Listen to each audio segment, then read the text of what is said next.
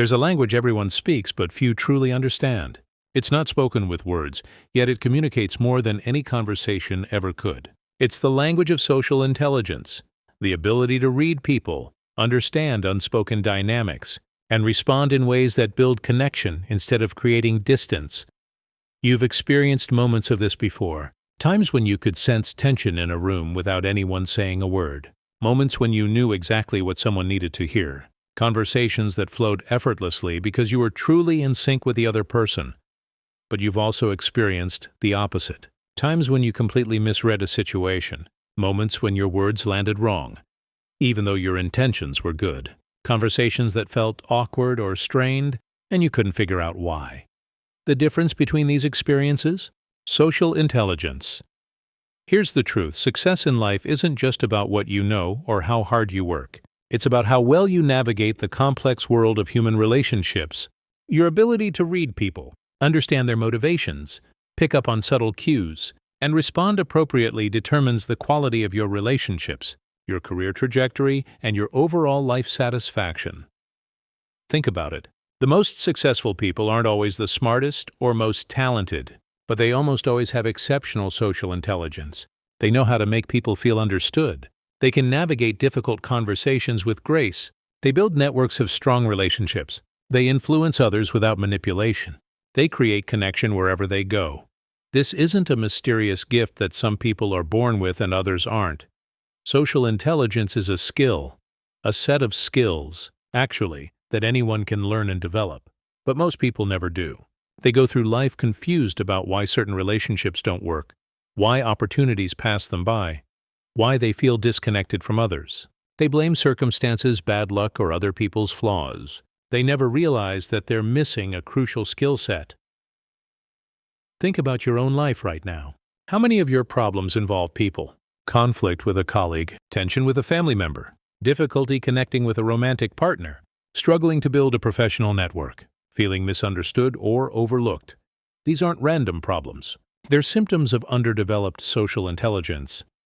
And here's the good news: you can change this. You can learn to read the room.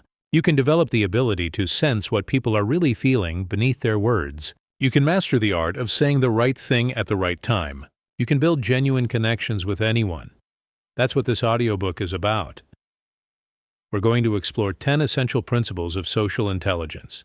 You'll learn how to read nonverbal communication, understand emotional dynamics, build rapport quickly, navigate difficult conversations, develop empathy, use emotional intelligence, master the art of listening, influence others ethically, build lasting relationships, and become socially adaptable. Each chapter will give you practical insights and techniques you can start using immediately, not manipulation tactics or fake social tricks. Genuine skills that will help you connect with people authentically and effectively. But I need something from you. I need you to be willing to see yourself honestly. Social intelligence starts with self-awareness. You need to be willing to recognize where you're currently falling short, where you misread situations, where you say the wrong thing, where you create distance instead of connection. This requires humility. It requires admitting that you might not be as socially skilled as you think. It requires being open to changing how you interact with people. Are you ready for that level of honesty? Are you ready to develop a skill that will transform every area of your life? If your answer is yes, then let's begin this journey together. Because here's what I know: mastering social intelligence won't just improve your relationships. It will open doors you didn't even know existed. It will create opportunities that were previously unavailable. It will help you influence, lead, and inspire. It will make you more successful, more connected, and more fulfilled. But it starts with understanding one simple truth. People are complex, and learning to read and respond to that complexity is one of the most valuable skills you'll ever develop. So let's explore what it means to truly understand people. Let's discover how to navigate the intricate dance of human interaction. Let's unlock the power of social intelligence. Your relationships are about to transform. Let's make them extraordinary. Chapter 1. Reading the Room, Understanding Nonverbal Communication. Words are just a small part of communication. Studies suggest that up to 93% of communication is nonverbal. Body language, tone of voice, facial expressions, posture, eye contact, These all communicate volumes about what people are really thinking and feeling. Yet most people pay attention only to words. They listen to what's being said while missing everything else that's being communicated, and as a result, they constantly misread situations. Developing social intelligence starts with learning to read nonverbal communication. This is the foundation of understanding people. Let's start with body language. Someone's posture tells you how they're feeling. Are they leaning forward or pulling back? Leaning forward usually indicates interest and engagement. Pulling back often signals discomfort, disagreement, or desire to create distance. Are their arms crossed? This typically signals defensiveness or closing off. Open arms and relaxed posture usually indicate comfort and receptiveness. But here's the key. You can't interpret any single gesture in isolation. You need to look for clusters of signals that tell a consistent story. For example, if someone's arms are crossed but they're leaning toward you, making eye contact and smiling, the crossed arms might just mean they're cold or that's their comfortable resting position. But if their arms are crossed and they're also leaning back, avoiding eye contact, and their jaw is tight, that's a different story. That's someone who's closed off. Eye contact is another powerful indicator. In Western cultures, good eye contact generally signals confidence, honesty, and engagement. Avoiding eye contact can indicate discomfort, dishonesty, or disinterest. But again, context matters. Some people are naturally shy. Some cultures view prolonged eye contact differently. You need to establish what's normal for that person in comfortable situations, then notice when they deviate from their baseline. Facial expressions reveal emotions, often before the person is even consciously aware of what they're feeling. A genuine smile involves the eyes. You'll see crow's feet at the corners. A fake smile is just the mouth. Fear, anger, disgust, surprise, all of these show up in the face before they're expressed in words.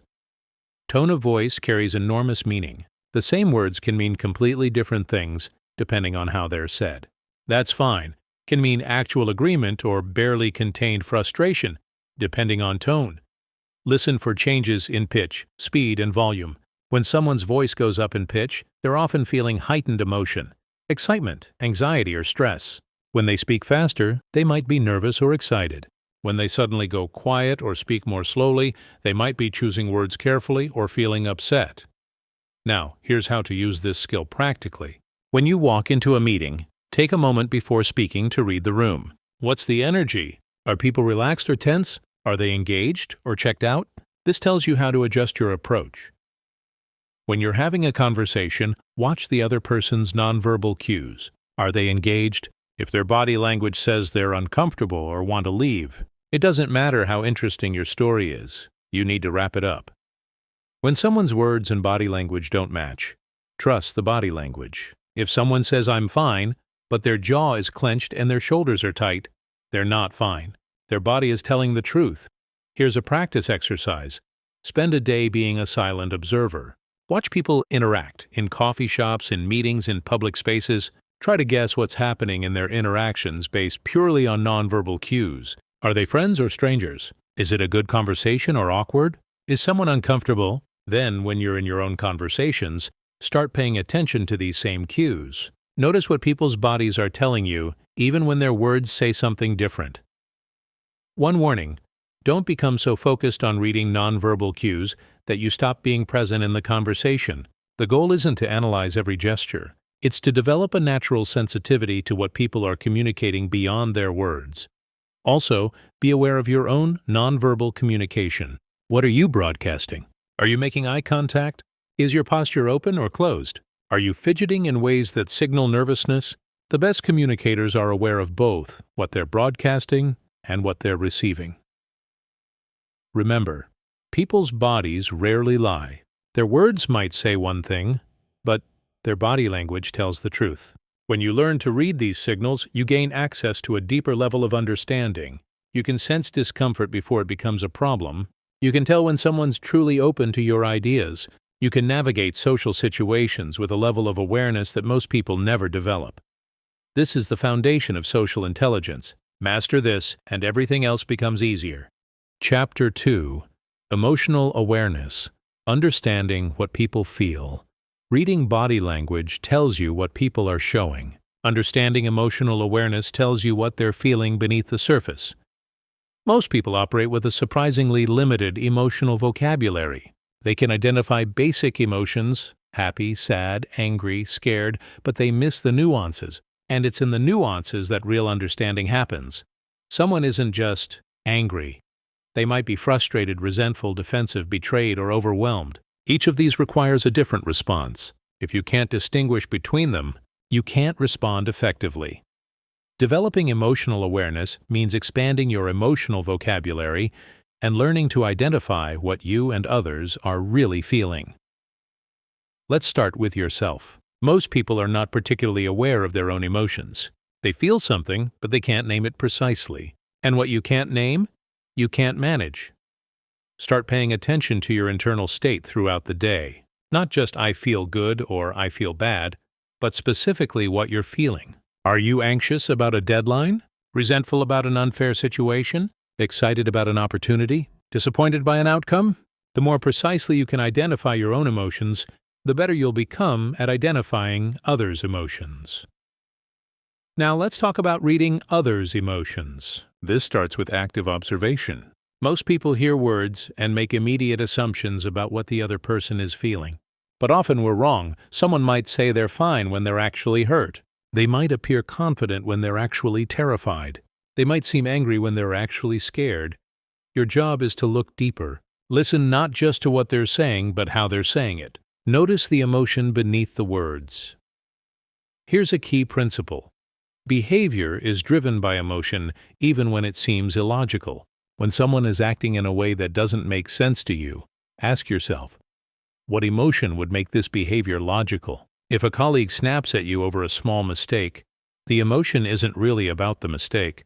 They might be feeling overwhelmed, undervalued, or stressed about something else entirely. The snap is just where the emotion came out. If a friend becomes distant, they might not be mad at you. They might be feeling insecure, going through something difficult, or struggling with their own issues.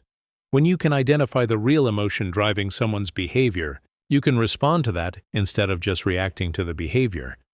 Let me give you a practical example. Your partner comes home and starts criticizing how you loaded the dishwasher.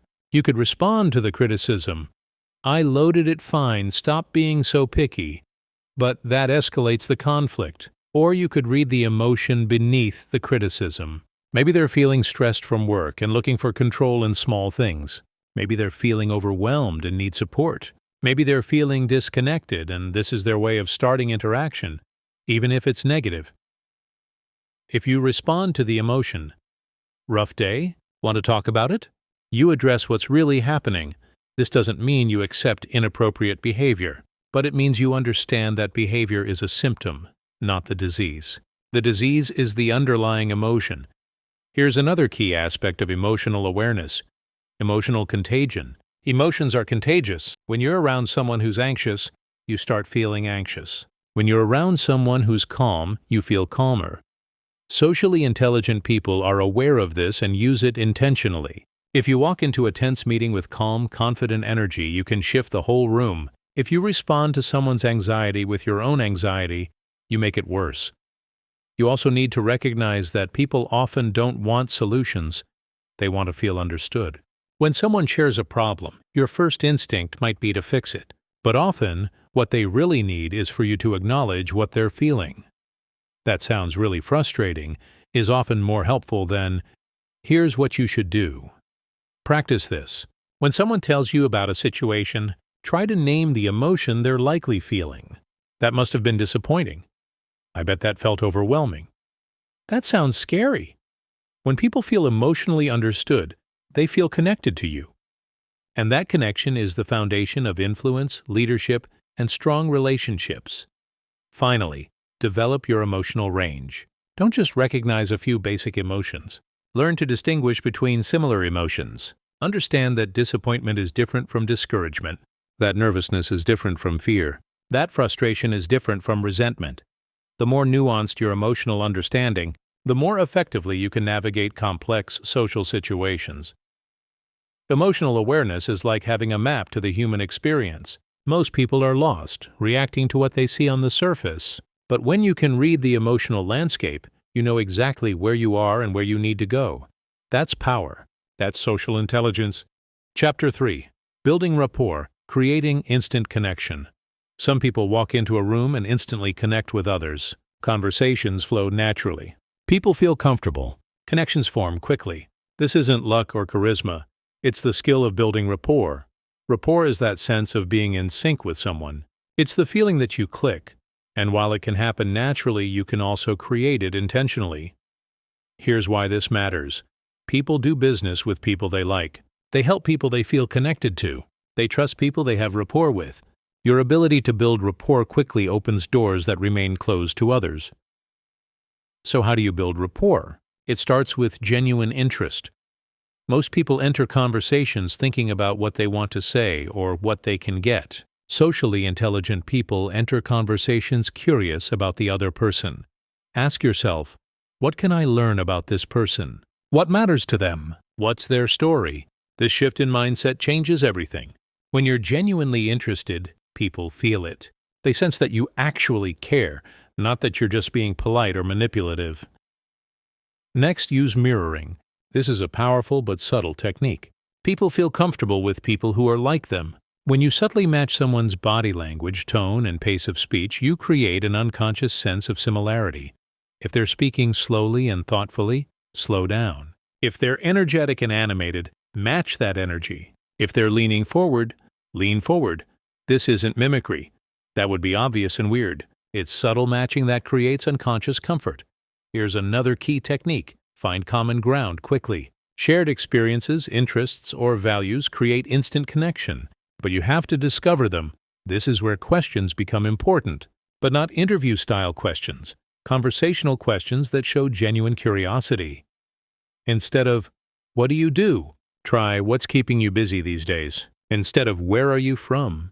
Try, how did you end up in this city?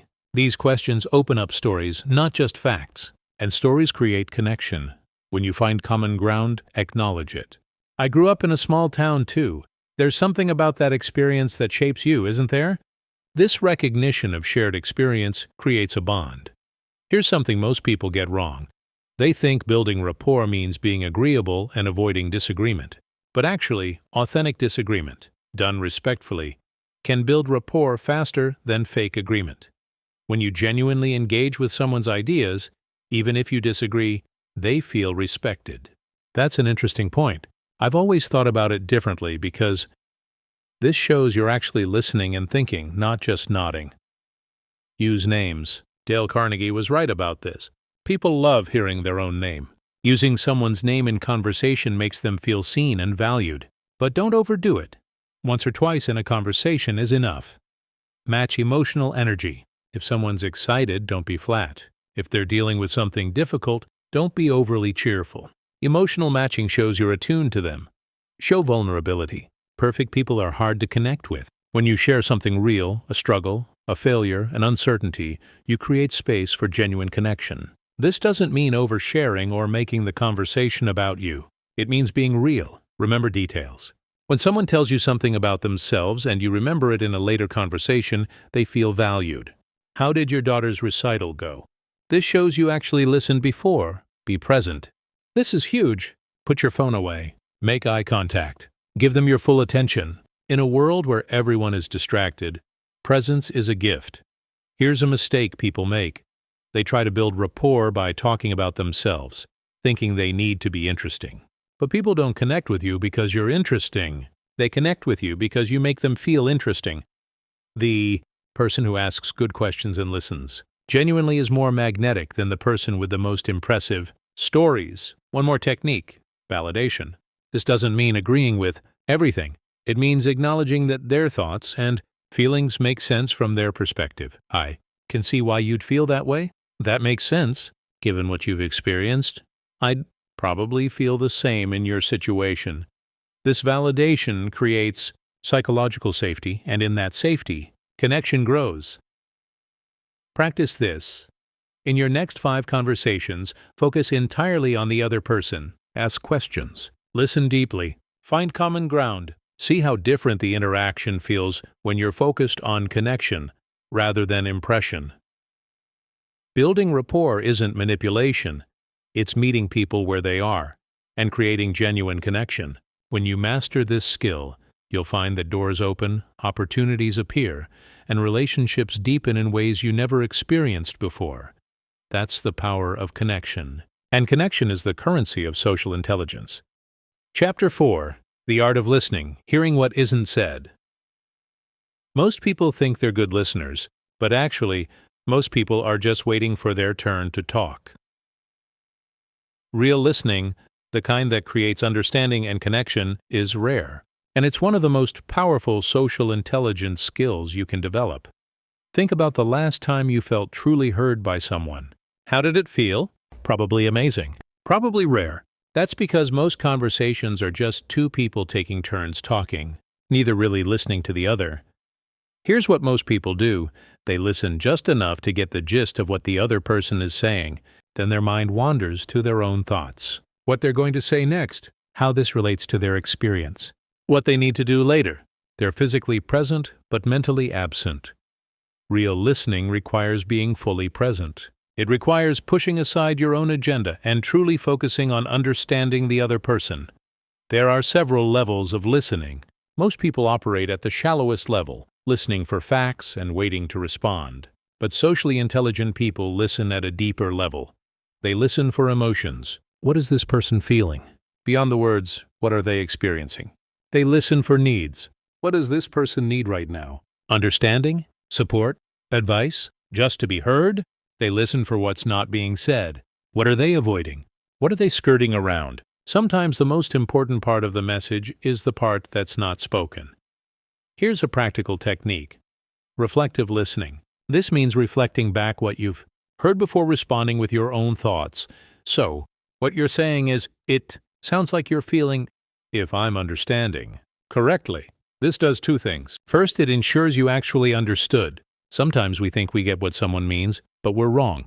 Reflection gives them a chance to clarify. Second, it makes the other person feel heard. When you take the time to reflect their message back, they know you are actually listening. Here's another powerful technique.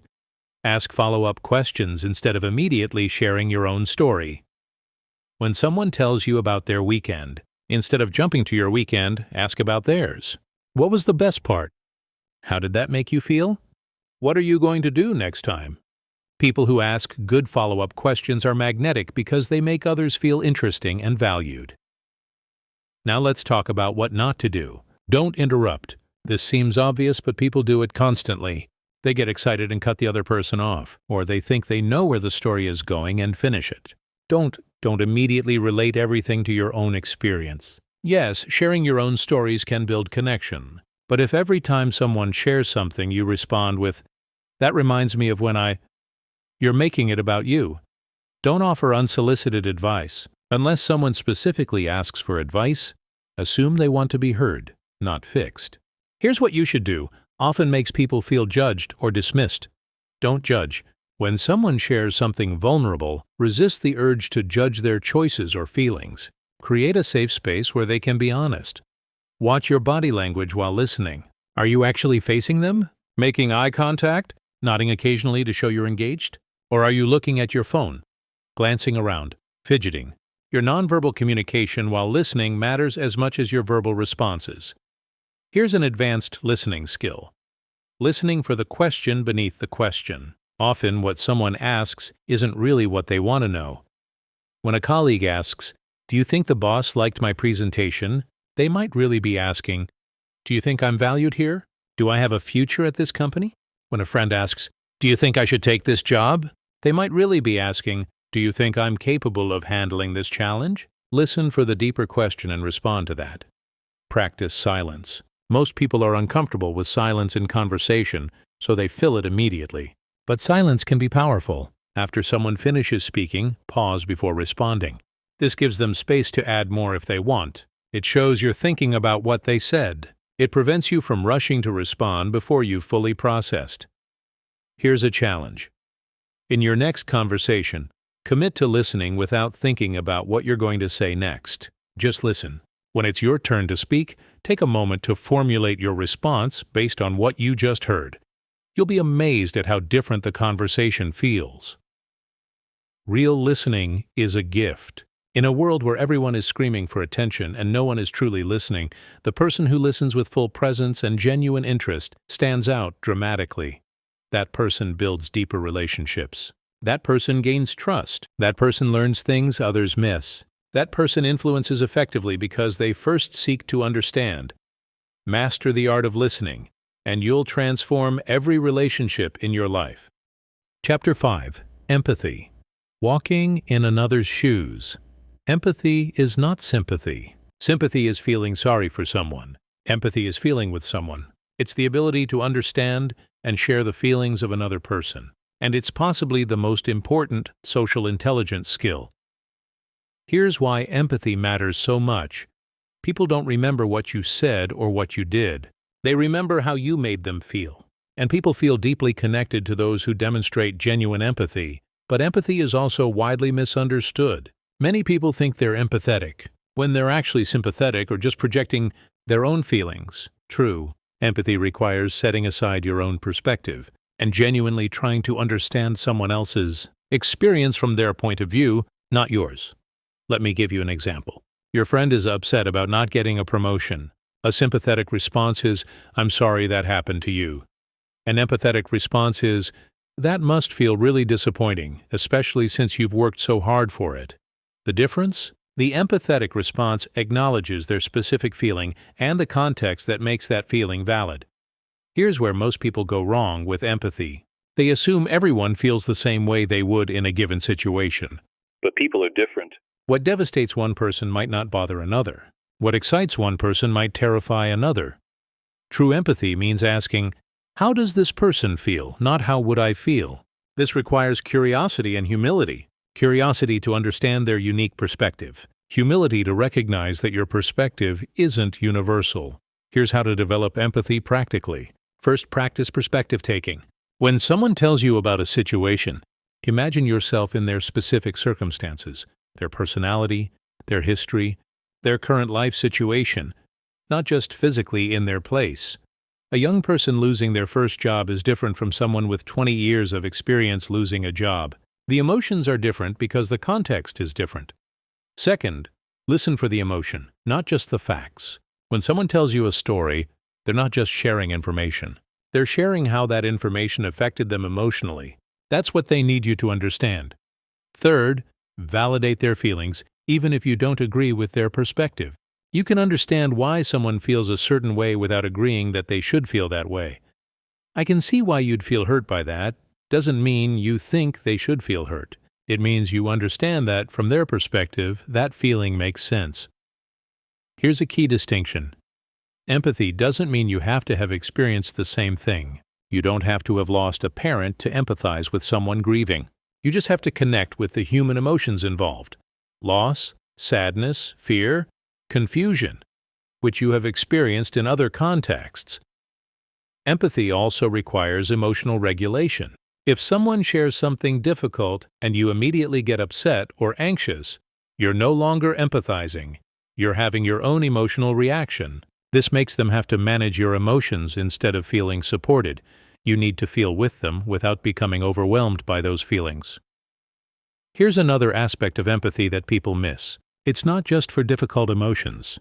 You can empathize with joy, excitement, pride, when someone shares good news and you respond with genuine happiness for them. Not jealousy, not comparison to your own life. That's empathy too. Practice empathetic responses. Instead of, "That's not a big deal," say, "I can see why that bothers you." Instead of, "You should just," say, "That sounds really difficult." Instead of, "Well, when I," say, "Tell me more about how you're feeling." Instead of, "At least," say, "That must be hard." Those "at least" statements, by the way, minimize someone's feelings. "At least you have your health." "At least it wasn't worse." These don't help. They tell someone their feelings aren't valid. Here's an advanced empathy skill. Anticipatory empathy. This is thinking ahead about how your actions will affect someone else emotionally and adjusting accordingly. Before you give feedback, think, how will they receive this? How can I say this in a way that they can actually hear? Before you make a request, think, what might be going on in their life that would make this request difficult. This kind of proactive empathy prevents problems before they start. One warning: empathy without boundaries is codependence. You can understand someone's feelings without taking responsibility for fixing them. You can empathize without absorbing their emotions. Healthy empathy says, "I understand what you're feeling, and I'm here to support you while you work through it." Unhealthy empathy says, "Your pain is my pain, and I need to fix it so I can feel better." Here's your challenge. For 1 week, practice empathetic responses in every conversation. Really try to understand how the other person feels from their perspective. Notice how differently people respond to you when you lead with genuine empathy. Empathy is the bridge between people. It creates connection, builds trust, and transforms relationships. When people feel understood by you, they feel safe with you, and in that safety, real relationship becomes possible. Master empathy, and you'll find that people naturally gravitate toward you, not because you're entertaining or impressive, but because you make them feel seen and understood. And that's something everyone is desperately seeking. Chapter 6: Emotional Intelligence. Managing your own emotions. You can't be socially intelligent if you're not emotionally intelligent. You can't effectively read and respond to others if you can't understand and manage yourself. Emotional intelligence is the ability to recognize, understand, and manage your own emotions and the emotions of others. We've talked about understanding others. Now let's talk about understanding yourself. Most people are not in control of their emotions. They're controlled by them. Something happens, they feel something, they react. No pause, no choice, just stimulus and automatic response. This creates problems. You say things you regret. You make decisions based on temporary feelings. You let your emotions hijack your behavior in ways that damage relationships and opportunities. Emotional intelligence changes this pattern. It creates space between feeling and acting. In that space, you have power. Here's how it works. First, you need emotional awareness, the ability to recognize what you're feeling in the moment. This sounds simple, but most people struggle with it. They feel upset but can't identify if they're angry, hurt, frustrated, or overwhelmed. Since they can't name it, they can't manage it, so they just react. Start developing emotional awareness by checking in with yourself throughout the day. Not just good or bad, but specifically what you're feeling. Build a rich emotional vocabulary. Second, you need to understand why you're feeling what you're feeling. Emotions aren't random. They're signals about something. Anxiety signals potential threat. Anger signals a boundary violation. Sadness signals loss. Frustration signals blocked goals. Fear signals uncertainty or danger. When you understand what your emotion is signaling, you can respond to the actual issue instead of just reacting to the feeling.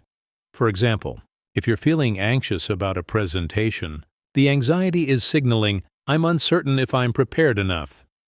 The solution isn't to ignore the anxiety or let it paralyze you. It's to address the uncertainty.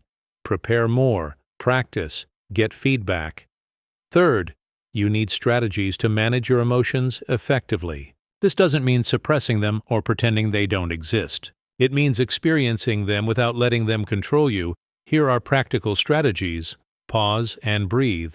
When you feel a strong emotion, take several deep breaths before responding. This activates your parasympathetic nervous system and creates the space you need to choose your response. Name the emotion. Research shows that simply naming what you're feeling reduces its intensity. "I'm feeling really frustrated right now" helps you process it instead of being overwhelmed by it.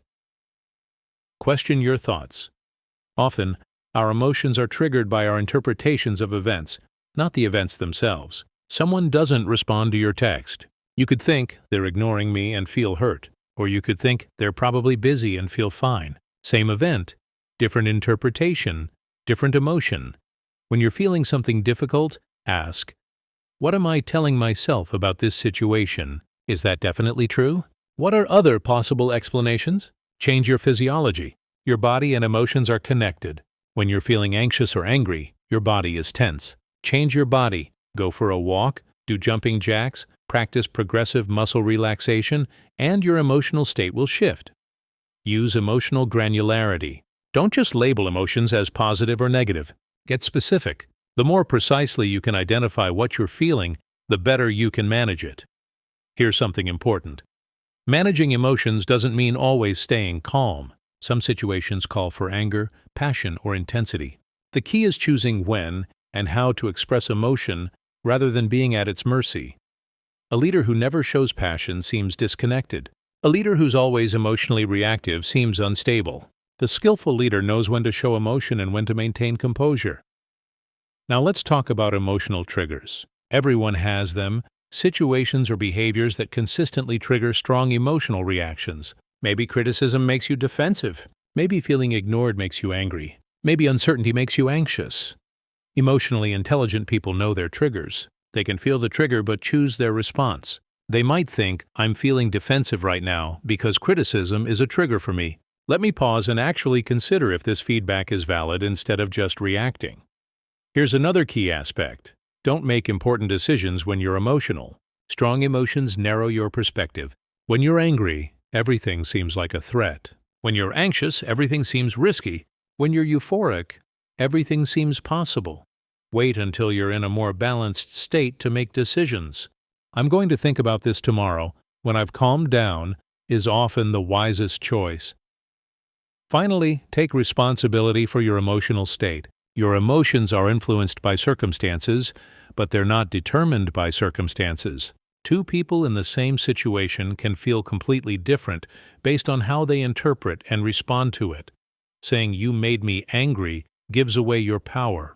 "I'm feeling angry about what happened," owns your emotional experience while maintaining your agency. Practice this. When you feel a strong emotion this week, pause. Name what you're feeling. Ask what it's signaling. Choose your response consciously rather than reacting automatically. The more you practice this, the more emotionally intelligent you become. And the more emotionally intelligent you become, the more effective you are in every social situation. Because when you're in control of yourself, you can be present for others. When you're not hijacked by your own emotions, you can read and respond to situations clearly. That's the foundation of social intelligence. It starts with you. Chapter 7. Navigating Difficult Conversations. Life is full of difficult conversations. Giving critical feedback, addressing a conflict, setting a boundary, discussing a sensitive topic. Most people avoid these conversations as long as possible, which only makes things worse. Socially intelligent people don't avoid difficult conversations. They navigate them skillfully. Here's how.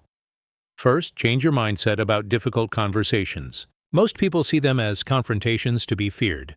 Reframe them as opportunities for understanding and resolution. The conversation is difficult, but avoiding it is worse. Having the conversation might be uncomfortable for 20 minutes. Avoiding it means months or years of tension, resentment, and unresolved issues. Second, prepare. Don't wing difficult conversations. Think about, what exactly do I want to say? What outcome am I hoping for? What might the other person's perspective be? How can I say this in a way they can hear? Write down your key points if needed. This helps you stay focused when emotions run high. Third, choose the right time and place. Don't ambush someone with a difficult conversation. Do you have 20 minutes? I'd like to talk about something that's been on my mind. Choose a private, neutral setting where you won't be interrupted. Don't have difficult conversations when either of you is rushed, tired, or already upset about something else. Fourth, start with the right tone. The first 30 seconds often determine how the entire conversation goes. Start with phrases like, "I want to talk about something that's been bothering me, and I need your help understanding your perspective. I value our relationship, which is why I want to address this. This is hard for me to bring up, but I think it's important we discuss it." These openings signal that you're not attacking. You're seeking understanding and resolution.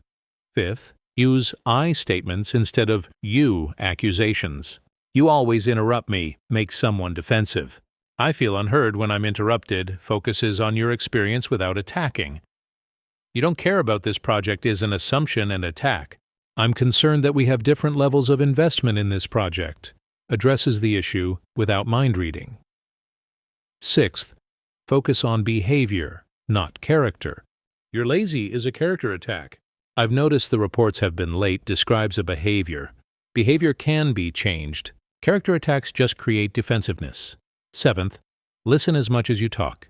A difficult conversation isn't a monologue where you dump your grievances. It's a dialogue where you both seek to understand. After you share your perspective, genuinely listen to theirs. Ask questions. Try to understand their experience and intentions. Often, conflicts arise from misunderstanding, not malice. Give them a chance to explain. Eighth, acknowledge their perspective even if you disagree. I can see how you might have thought that, or I understand that wasn't your intention, doesn't mean you're backing down. It means you're showing respect for their experience. Ninth, stay calm. If you or they get too emotional, it's okay to pause. I think we both need a break. Can we continue this in 10 minutes? This isn't avoiding, it's preventing the conversation from becoming unproductive. 10th, focus on solutions, not just problems. After you've both shared your perspectives, shift to, how can we resolve this? What would you like to see happen? What would work for both of us? Here's what to avoid. Don't bring up every past issue. Stay focused on the current issue.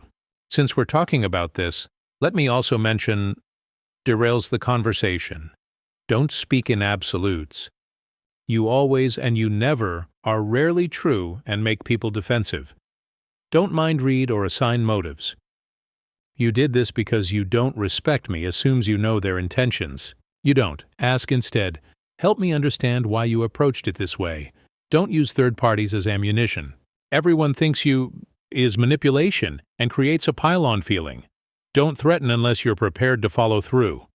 If this doesn't change, I'm leaving should only be said if you mean it. Here's an advanced skill. Separate the person from the problem. It's not you versus them. It's both of you versus the problem. How can we work together to fix this? Positions you as a team tackling an issue, not enemies attacking each other. Finally, and with clarity, what did you agree to? What are the next steps? When will you check in again? Vague endings lead to repeated conflicts, so we'll both try to communicate better. Doesn't help. I'll share my concerns directly rather than hoping you notice and you'll check in daily during big projects, is clear. Practice this. Don't avoid the next difficult conversation that comes up. Prepare for it. Approach it with the skills we've discussed. Notice how much better it goes when you navigate it intentionally, rather than avoiding it or approaching it reactively. Difficult conversations are where relationships grow or deteriorate. Handled poorly, they create lasting damage. Handled well, they build deeper trust and understanding. The ability to navigate these conversations skillfully is one of the most valuable social intelligence skills you can develop. Chapter 8. Influence without manipulation. Influence is the ability to affect someone's thoughts, feelings, or actions. Manipulation is influencing someone against their best interests for your benefit. The line between influence and manipulation is intention and transparency. Socially intelligent people know how to influence others ethically. They can persuade, motivate, and inspire without manipulation. Here's how. First, understand that influence is based on trust and credibility. People are influenced by those they trust. If people don't trust you, nothing else matters. So before you can influence anyone, you must be trustworthy. This means being honest, following through on commitments, and acting with integrity. There are no shortcuts here. Second, focus on their interests, not just yours. Manipulation is, I want this, so I'll get you to do it. Influence is, this benefits both of us. Here's why it's valuable for you. When you're trying to influence someone, always ask, what's in it for them? How does this serve their interests? If you can't answer that honestly, you're probably manipulating. Third, use reciprocity ethically. People feel obligated to return favors. If you help someone, they're more likely to help you. This is natural and fine when done genuinely. But manipulation is creating artificial reciprocity, doing someone an unwanted favor just to obligate them, then calling in the debt. Ethical influence is genuinely helpful without strings attached. When you need something later, the natural reciprocity will be there. Fourth, create genuine connection. People are influenced by those they like and feel connected to. This is why building rapport matters. But again, there's a line. Genuine connection is authentically getting to know someone and finding real common ground. Fake connection is pretending to care just to manipulate. Fifth, use social proof appropriately. People look to others when deciding what to do. Many people are choosing this option, can be influential, but everyone's doing it, so you should too, can be manipulative pressure. The difference is respecting their autonomy. Providing information about what others are doing lets them decide. Pressuring them with it manipulates. Sixth, frame your message effectively. How you present information matters.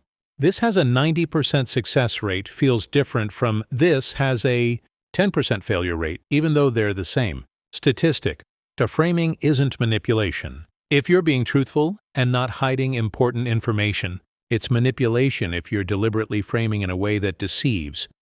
Seventh, appeal to emotions and logic. Purely logical arguments often don't persuade because people make decisions emotionally, then justify them logically. Effective influence combines both. Share data and facts, but also help them feel why this matters. Paint a picture of the positive outcome. Manipulation is appealing only to emotions while hiding relevant facts. Eighth, give them ownership. People support what they help create. Instead of telling someone what to do, involve them in the solution. What do you think would work here? How would you approach this? This gives them ownership and makes them more invested in the outcome. Ninth, be patient. Influence takes time. Manipulation tries to force immediate action. If someone needs time to think, give it to them. Take some time to consider it. I'm confident you'll see the value, but there's no rush.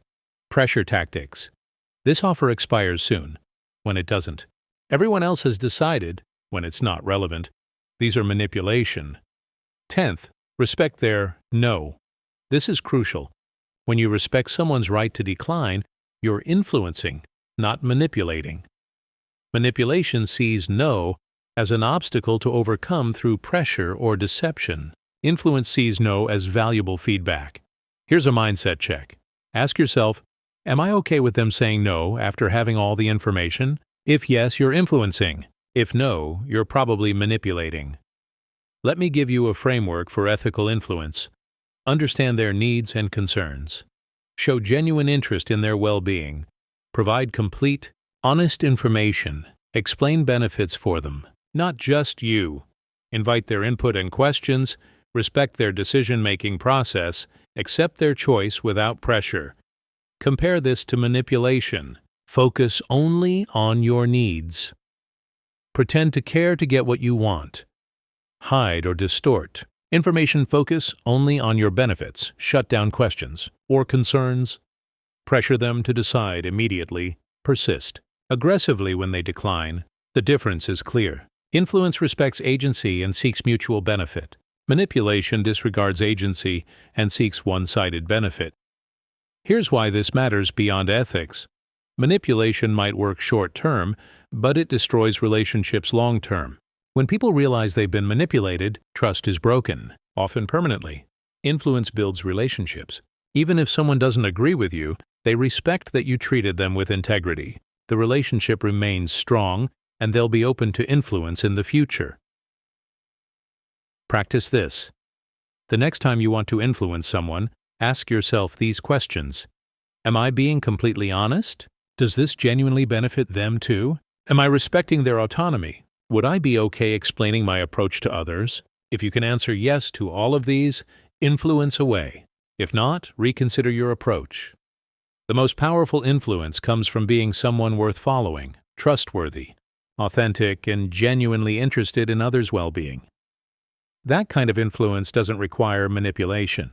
People naturally gravitate toward it. Chapter 9. Building lasting relationships. Social intelligence isn't just about navigating individual interactions. It's about building relationships that last. Anyone can be charming for one conversation. The real skill is maintaining meaningful connections over time. Here's what most people get wrong. They think relationships maintain themselves. They meet someone, have great initial connection, then wonder why the relationship fades. They don't realize that relationships require consistent effort and intentionality. First, understand that relationships are built on consistent small actions, not occasional grand gestures. Checking in regularly matters more than one big favor. Remembering small details matters more than an expensive gift. Make relationship maintenance a habit. Send a text when someone crosses your mind. Reach out periodically just to say hello. Remember important dates, birthdays, anniversaries, major events. These small touches keep relationships alive. Without them, even close relationships atrophy. Second, invest in depth. not just breadth. It's tempting to focus on expanding your network constantly, but having 500 shallow connections is less valuable than having 10 deep ones. Deep relationships are built through consistent interaction over time, shared experiences, vulnerability, and authenticity, being present during important moments, supporting each other through difficulties. You can't build depth with everyone. Choose the relationships that matter most and invest deeply in those. Third, be genuinely interested in their life. Most people make relationships transactional. I'll reach out when I need something. Lasting relationships are built on genuine care. Ask about their projects, their family, their challenges. Remember what they told you last time and follow up. Celebrate their wins. Support them through losses. Show them they matter to you beyond what they can do for you. Fourth, be reliable. Show up when you say you will. Follow through on commitments. Be someone people can count on. Reliability builds trust, and trust is the foundation of lasting relationships. One broken commitment can damage months of relationship building. Fifth, navigate conflict effectively. All relationships have conflict. The difference between lasting and fragile relationships is how conflict is handled. Don't avoid conflict. Address issues directly but kindly. Don't let resentment build. Apologize genuinely when you mess up. Forgive when others mess up. Relationships that last aren't conflict-free. They're relationships where people know how to work through conflict. Sixth, maintain appropriate boundaries. This might seem counterintuitive, but boundaries actually strengthen relationships. When you're clear about what you can and can't do, what you will and won't accept, relationships become healthier. Saying yes when you mean no breeds resentment. Being clear about your limits creates sustainable relationships. Seventh, add value consistently. Think about what you can bring to others' lives. Maybe it's introducing them to useful contacts. Maybe it's sharing relevant articles or opportunities. Maybe it's being a trusted sounding board. Don't keep score, but do think about how you can be valuable to the people you care about. Eighth, adapt to changes. People change. Circumstances change. Relationships that last are flexible. Your college friend who was your party buddy might now be a busy parent. The relationship needs to adapt to who you both are now, not who you were then. Be willing to let relationships evolve rather than trying to keep them static. Ninth, respect their other relationships. Don't be possessive or jealous. Be happy when they form other meaningful connections. Support their relationships with others. Secure relationships allow space for other connections. Insecure relationships demand exclusivity. 10th, be present in the moments that matter. When someone is going through something difficult, show up. Not just with words, let me know if you need anything, but with action. I'm bringing dinner Tuesday. What works for you? When someone has a big moment, a promotion, a celebration, an achievement, be genuinely happy for them. Show up to their events. Acknowledge their wins. People remember who was there during the important times. Here's an important distinction. Quantity of contact doesn't equal quality of relationship. Some of your closest relationships might involve infrequent contact. The key is that when you do connect, it's meaningful. You might have a friend you only see twice a year, but those conversations are deep and authentic. That can be stronger than seeing someone weekly for surface-level interactions.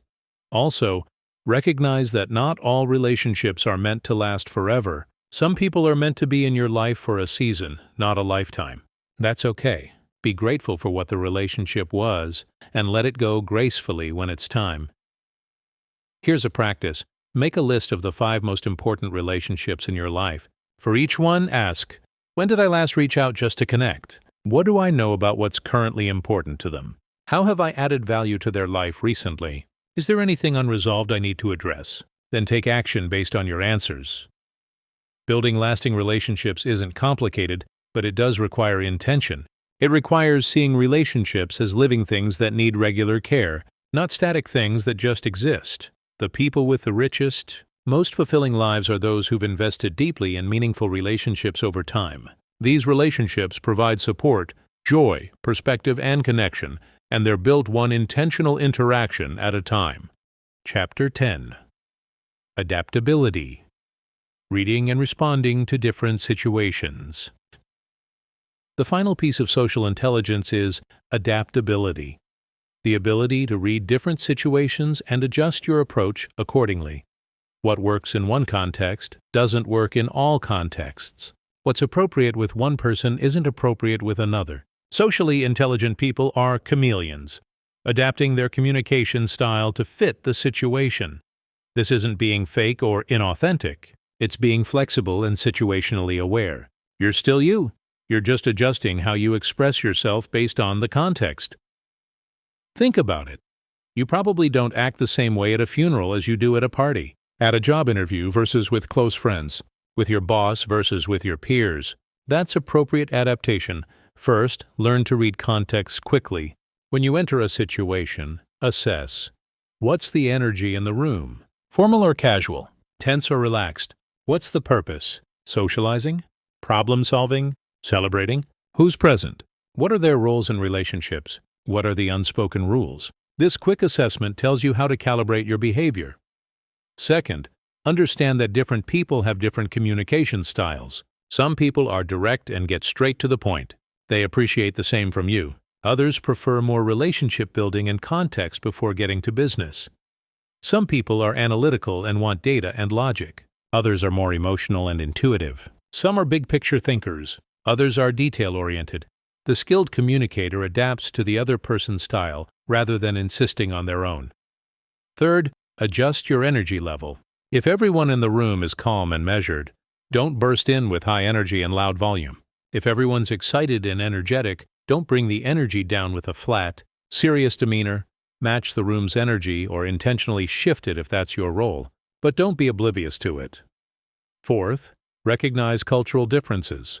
Different cultures have different communication norms. Eye contact, personal space, directness, time orientation, these all vary. Even within a culture, different subcultures, corporate, creative, academic, have different norms. Pay attention and adapt. Fifth, adjust based on someone's emotional state. If someone's upset, this isn't the time for jokes or lengthy explanations. They need empathy and support. If someone's excited, don't dampen their enthusiasm with immediate concerns or criticism. Read their emotional state and respond appropriately. Sixth, be more formal when appropriate, more casual when appropriate. A board meeting requires different communication than a team happy hour. An initial client meeting is different from working with a longtime client. Adjust your formality level to fit the context. Seventh, know when to lead and when to follow. Sometimes your role is to take charge, make decisions, and direct. Other times your role is to support, follow someone else's lead, and contribute without dominating. Socially intelligent people can do both and know which the situation calls for. Eighth, practice code switching. The ability to shift between different communication styles or dialects based on context. This is something many people do naturally in some ways, speaking differently with your grandmother versus your friends, but can be developed further. The key is authenticity. You're still you. You're just emphasizing different aspects of yourself in different contexts. Ninth, learn from misreads. Sometimes you'll get it wrong. You'll misjudge a situation or use the wrong approach. Instead of getting defensive, learn from it. I think I misjudged the situation. What would have been more appropriate? This shows self-awareness and willingness to adapt. 10th, stay true to your values while adapting your approach. There's a difference between adapting your communication style and compromising your integrity. You can be more or less formal, more or less direct, more or less energetic, and still be authentic. But you shouldn't change your values or pretend to be someone you're fundamentally not. Here's a framework for situational adaptability. Observe. What's the context? Who's involved? What's the energy? Assess what's appropriate here. What does the situation call for? Adapt. Adjust your communication style, energy, formality, and approach monitor. Is this working? Do I need to adjust further? This becomes automatic with practice. One warning: don't adapt so much that you lose yourself. Some people become such chameleons that no one knows who they really are. That's not social intelligence, that's insecurity. The goal is authentic adaptation, not personality erasure. Here's a practice exercise. Over the next week, consciously observe different social contexts you're in. Notice how successful people adapt their communication to fit. Notice when someone doesn't adapt and how it affects the interaction. Then practice deliberately adapting. In formal settings, be more formal. In casual settings, relax. With direct people, be direct. With relationship-oriented people, build rapport first. Notice how much more effective your interactions become when you adapt to the situation rather than expecting every situation to adapt to you. Social adaptability is what separates good communicators from great ones. Anyone can communicate well in their comfort zone. Socially intelligent people can communicate effectively in any situation because they can read what's needed and adapt accordingly. This is the culmination of everything we've discussed. When you can read nonverbal cues, understand emotions, build rapport, listen deeply, show empathy, manage your own emotions, navigate difficult conversations, influence ethically, build lasting relationships, and adapt to different situations, you've mastered social intelligence. And that mastery will transform every area of your life. We've covered a lot of ground together. Reading nonverbal communication, understanding emotions, building rapport, listening deeply, showing empathy, managing your emotions, navigating difficult conversations, influencing ethically, building lasting relationships, adapting to different situations. These aren't just concepts to understand intellectually. They're skills to practice and develop. And like any skill, they improve with consistent, intentional practice. So here's what I want you to do. Don't try to implement everything at once. That's overwhelming and ineffective. Instead, choose one skill from this audiobook to focus on this week. Maybe it's really listening in your next 3 conversations. Maybe it's reading the room before speaking in your next meeting. Maybe it's showing empathy instead of immediately trying to fix someone's problem. Maybe it's having that difficult conversation you've been avoiding. Choose one thing. Practice it deliberately. Notice the results. Then next week, add another skill. Build your social intelligence one intentional practice at a time. Here's what will happen as you develop these skills. Your relationships will deepen. Your conversations will become more meaningful. Your conflicts will resolve more easily. Your influence will grow. Opportunities will appear because people will want to work with you, help you, and include you.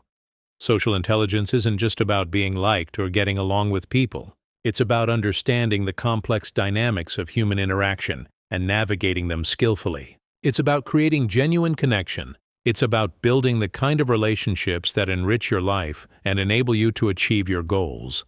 The people who master these skills don't just have better social lives, they have better careers, better partnerships, better families, better everything. Because almost everything in life involves people. And when you're skilled with people, life becomes dramatically easier and more fulfilling. Remember, social intelligence isn't about manipulation or being fake. It's about being genuinely interested in others, understanding them deeply, and responding in ways that create connection and mutual benefit. It's about being the kind of person others trust, respect, and want to be around. You already have some level of social intelligence. Everyone does. The question is, are you going to develop it intentionally or just hope it improves by accident? I encourage you to choose intentionality. Make these skills a focus. Practice them consciously. Seek feedback. Learn from your mistakes. Get better every day. 5 years from now, you'll either be the same socially as you are now, or you'll be dramatically more skilled, connected, and effective. The difference will be the choices you make starting today, so go practice. Have real conversations. Build genuine connections, navigate situations skillfully, and watch as your life transforms through the power of social intelligence.